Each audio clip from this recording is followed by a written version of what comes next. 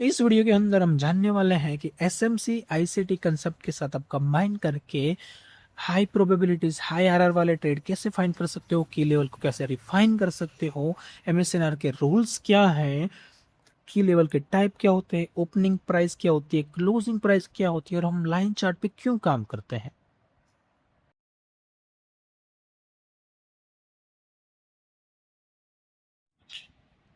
Hello everyone, after long time एक नए video के साथ आ रहा हूँ और ये पूरी एक सीरीज होने वाली है। तो आज हम डिस्कस करने वाले हैं एमएसएनआर के की लेवल पे। जो एमएसएनआर है वो चीट कोड है मार्केट का। हाई प्रोबेबिलिटीज की लेवल कैसे फाइंड कर सकते हो आप। एसएमसी हो, आईसीटी हो, कोई भी कंसेप्ट हो, उसके साथ आप एमएसएनआर को मर्ज करके हाई प्रोबेबिलिटीज ट्रेड कैसे ले सकते हो, उस पर आज डिस्कस करने वाला है।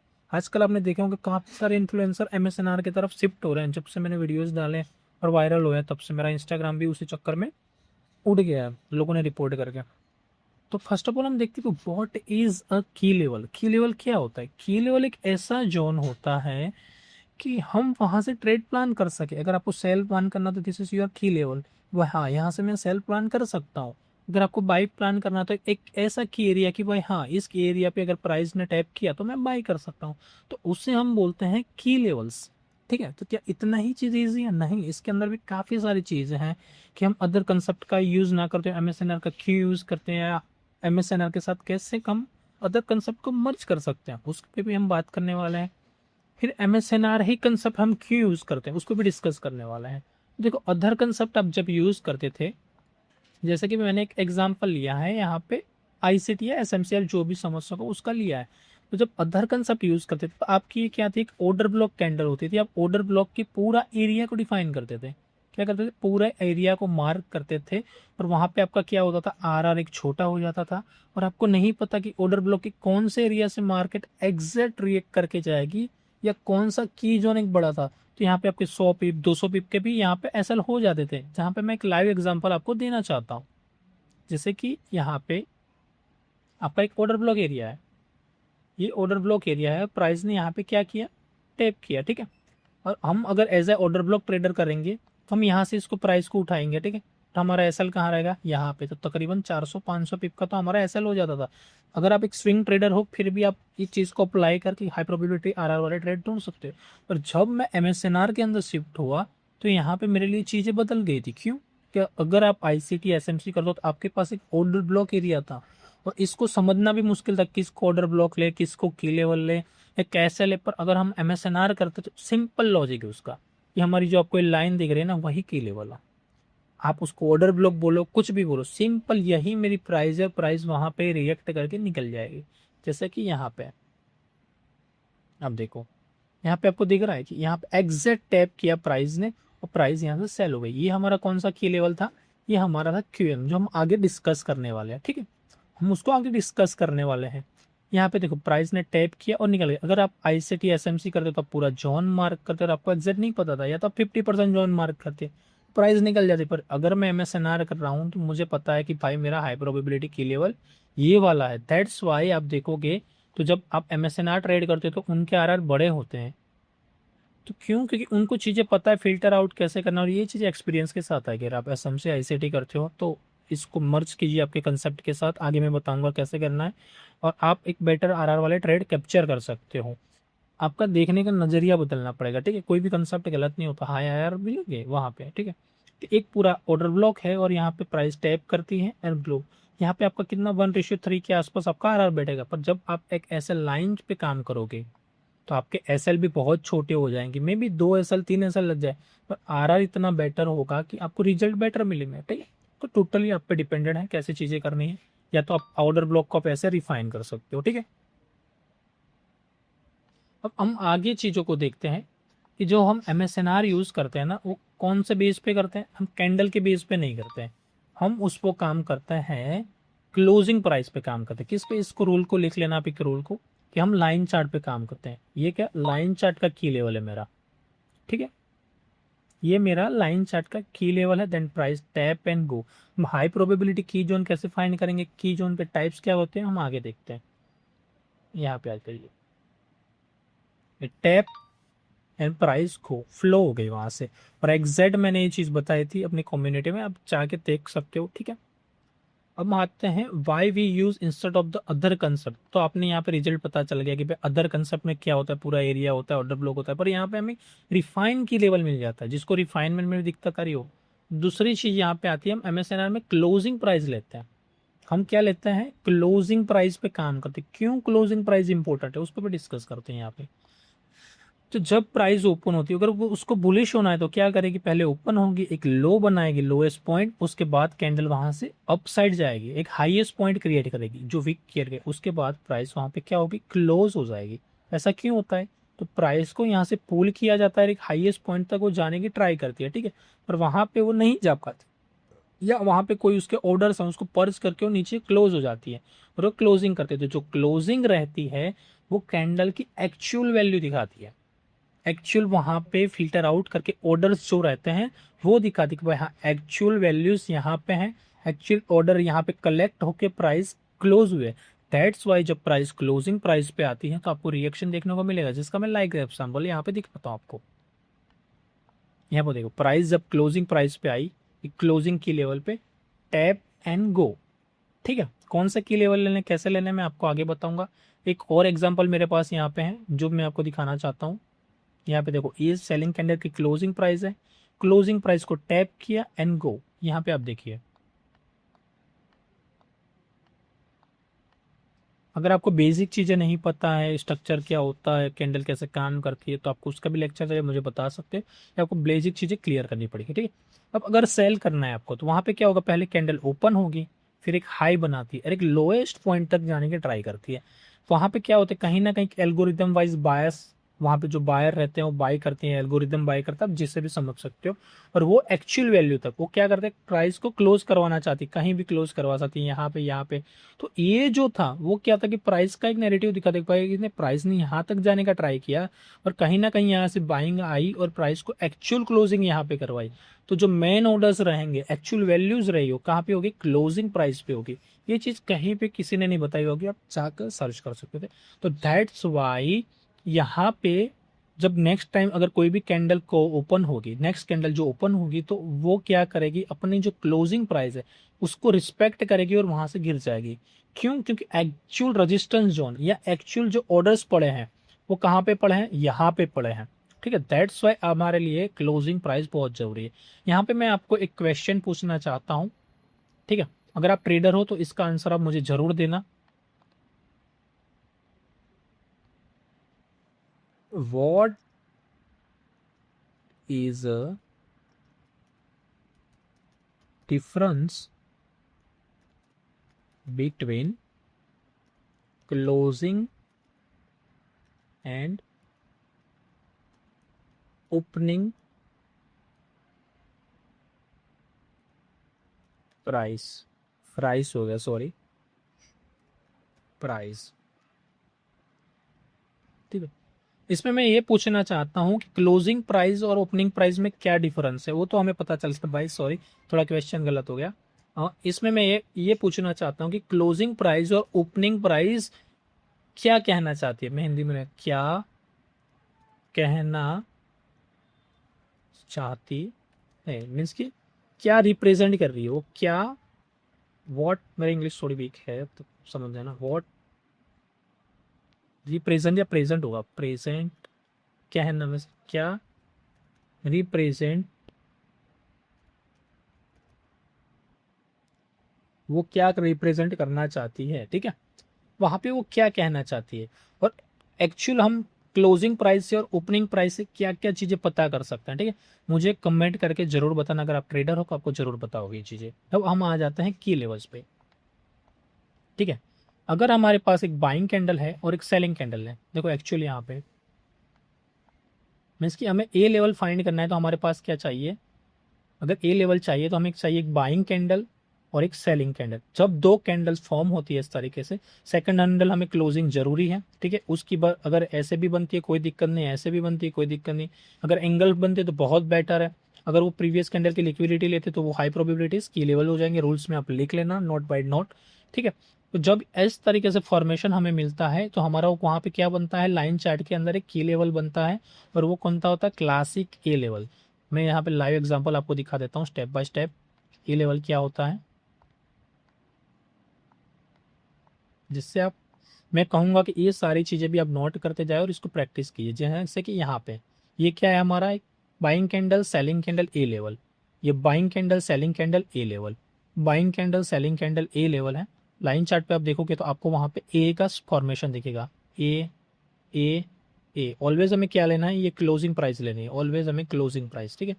क्लोजिंग प्राइस किसकी होगी आपकी, अगर सेलिंग करना है तो जो बाइंग कैंडल होगी, लास्ट बाइंग कैंडल, उसकी क्लोजिंग प्राइस होगी। अगर सेल करना है तो जो लास्ट सेलिंग कैंडल होगी उसकी क्लोजिंग प्राइस होगी। ओके, सॉरी, बाई करना है क्या।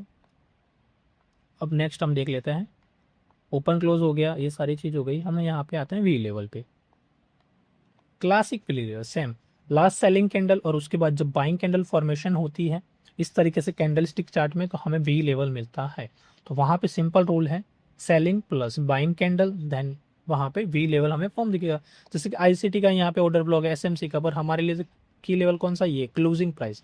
आप पूरा जोन ले तो हम ओनली क्लोजिंग प्राइस लेते हैं, दैट्स वाई हमारे आर बेटर होते हैं। समझ रहे हो ना चीज़ों को। और आजकल काफ़ी सारे लोग इसमें मीन्स कि कन्वर्ट हो रहे हैं। मैं सलाह सीखने वाला हूँ, बढ़िया बात है। अगर आपको ये कंसेप्ट अच्छा लगता है, चीज़ें अच्छी लगती है, तो आपके दोस्तों के साथ शेयर कर सकते हैं। जैसे कि ये हमारा क्या है, वी लेवल है। अगर लाइन चार्ट पे मैं देखूँ तो what is this, this is your V level. दिख रहा है वी फॉर्मेशन, दिख रहा है आपको यहाँ पे। अब आगे आ जाते हैं, यहाँ पे दिख रहा है we formation, we formation, we formation, ये सारे की लेवल हैं। ठीक है, आगे हम प्लान करेंगे कैसे की लेवल को यूज़ करके हम ट्रेड ले सकते हैं, बहुत सारी चीज़ें हम आगे देखने वाला है। तो उसके लिए अगर आप नए हो तो चैनल को सब्सक्राइब कर लीजिए। अब हम नेक्स्ट आ जाते हैं, नेक्स्ट की लेवल पे हमारे,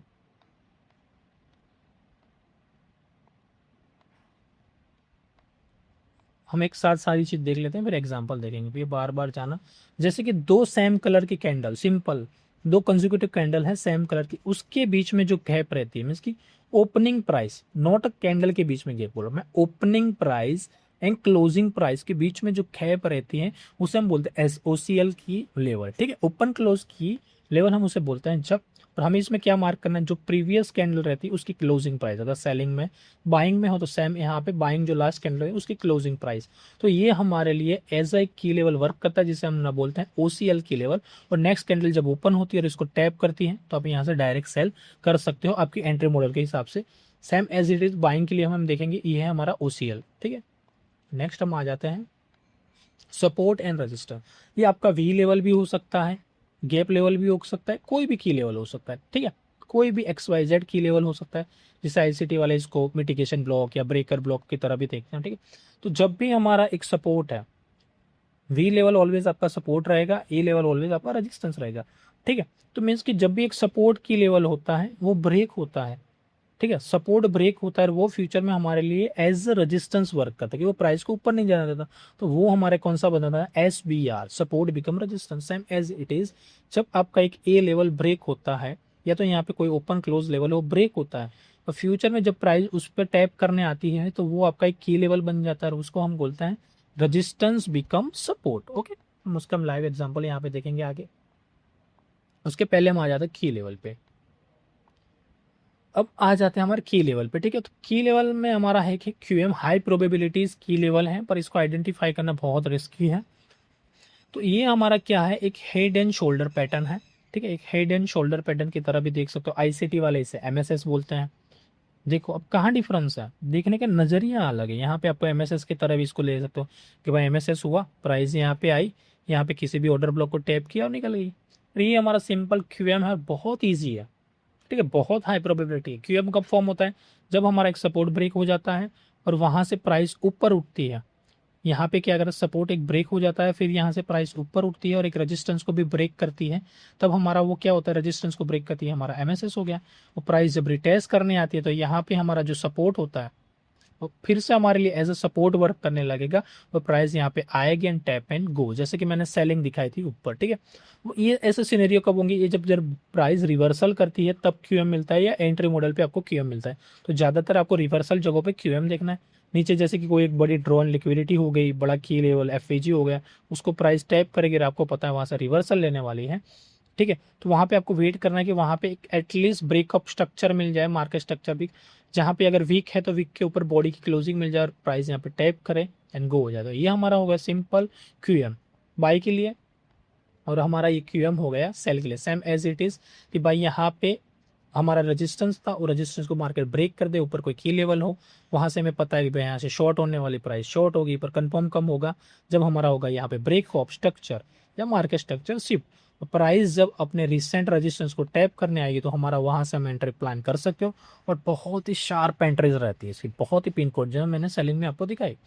ठीक है, हम इसके अब लाइव एग्जांपल यहाँ पे देख लेते हैं। मैं आपको एक एक्सरसाइज देना चाहूँगा कि आप है ना 10-10 QM और सारे की लेवल ड्रॉ करके आप डिस्कॉर्ड पे, लिंक मैंने बायो में दिया वहाँ पे पेस्ट कर दीजिए अगर नए हैं तो। ठीक है, जिससे आपकी आई कैचिंग होगी, एक दिन में चीज़ें नहीं समझ में आएंगी, बहुत बहुत ईजी वे में मैं समझाना चाह रहा हूँ। उसके पहले हम कुछ रूल यहाँ पे लिख लेते हैं। रूल हम यहाँ पे आपको बता देना चाहता हूँ, रूल आप नोट कर लेना। ठीक है, ऑलवेज हमें क्या देखना है, ऑलवेज हमें क्लोजिंग प्राइस पे, क्लोजिंग प्राइस मार्क करनी है, क्लोजिंग। दूसरी चीज़, हायर टाइम फ्रेम पे की लेवल लेने हैं, हायर टाइम फ्रेम की लेवल। हायर टाइम फ्रेम पे कौन सा होगा, मंथली, वीकली, डेली और H4। इससे नीचे की लेवल मार्क करने के लिए नहीं जाना है। इससे नीचे आप H1 का स्ट्रक्चर देख सकते हो, स्ट्रक्चर के लिए आप H1 यूज़ कर सकते हो, या एंट्री के लिए, एंट्री के लिए आप यूज़ करो M15,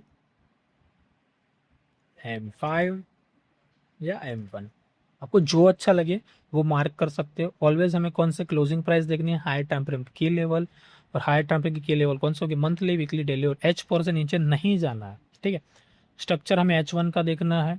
ठीक है, H1 का स्ट्रक्चर बहुत क्लियर रहता है, दैट्स वाई मैं कहता हूँ पर्सनल एक्सपीरियंस से। अगर आप एंट्री कर रहे हो तो M15, M5 या M1 पे कर सकते हो, ये रूल लिख लेना आप। ठीक है, की लेवल कंफर्म कम होता है, कैसे की लेवल चीज़ें देखनी है हम आगे देखता हूँ।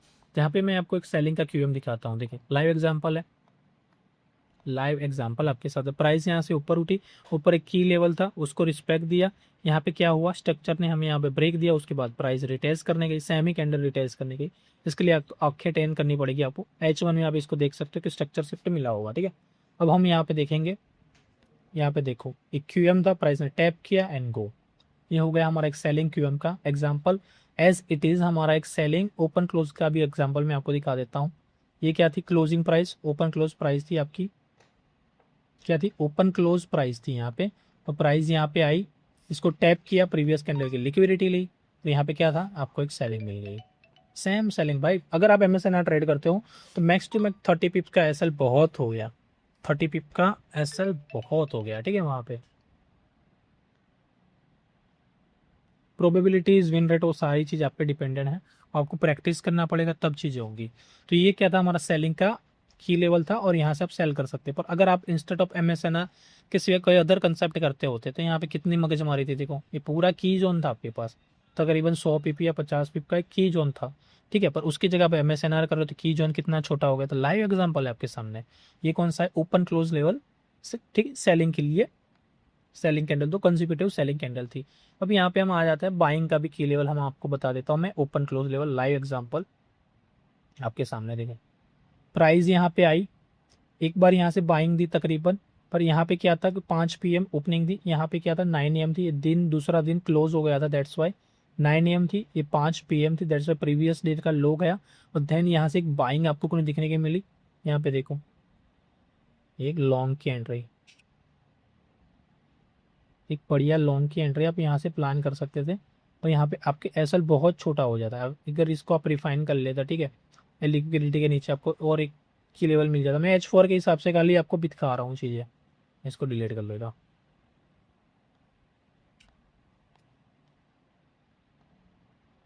ठीक है, H4 के हिसाब से मैं आपको की लेवल दिखा रहा हूँ, और यहाँ से देखो अच्छी खासी बाइंग मिली आपको, तकरीबन मिली है 870 पॉइंट की बाइंग। अगर इंस्टेड ऑफ यहाँ पे कोई आप मिटिगेशन या ब्रिकल ड्रॉप मार्क करते तो पूरा कितना एरिया होता है, पूरा दिन यहाँ पे रेंज करते हैं। ठीक है, और यहाँ पे देखो क्या है चीज़, simple key level, buy on then go. Okay, यहाँ पे दूसरा हम की लेवल देख लेते हैं, हमारा RBS SBR भी हम यहाँ पे देख लेते हैं, एक एक एग्जाम्पल, और मैं क्लोज करता हूँ।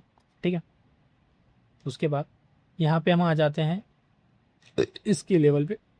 ये हमारा क्या था, मैंने क्लोजिंग प्राइस बोली थी, आपको पता हो तो देखो, ये हमारा एक ए लेवल सिंपल सा फॉर्म, टैप एंड सेल, ये तकरीबन कितनी सेलिंग है, 6692 ये 300 पिप से भी ज़्यादा की सेलिंग है। आप देखो यहाँ से लाइन चार्ट या फॉर्मेशन भी देखो, ये लेवल है, यहाँ से हमें सेलिंग देखने को मिली है। ठीक है, ये सारी चीज़ें आप प्रैक्टिस करोगे, चीज़ें आपको अच्छे से पता चल जाएंगी। एक और एग्जांपल यहाँ पे देखते हैं हमारा। ठीक है, ये हमारा एक की लेवल था, देखिए ओपन क्लोज की लेवल हमारा एक की लेवल यहाँ पे है। प्राइस आई, यहाँ पे टैप नहीं किया, पर उसके बाद टैप करने के बाद देखो पैसिव बाइंग मिली आपको। तो देखने का नज़रिया बदलना पड़ेगा, चीज़ें बहुत सारी हैं, आपको प्रैक्टिस करनी पड़ेगी चीज़ें।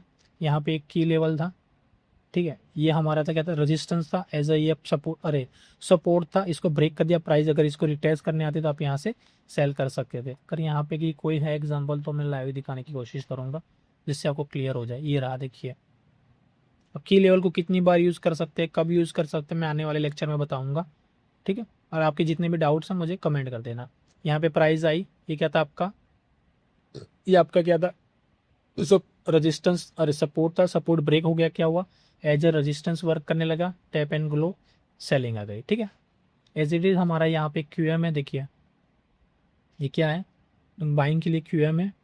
यहाँ पे देखना, बाइंग के लिए हमारा क्या है, क्यूएम है। आप देखिए यहाँ पे प्राइस आई, लॉन्ग, सिंपल आपकी tap and go entry, tap and go entry आपको मिल गई है भाई, आपको टैप एंड गो।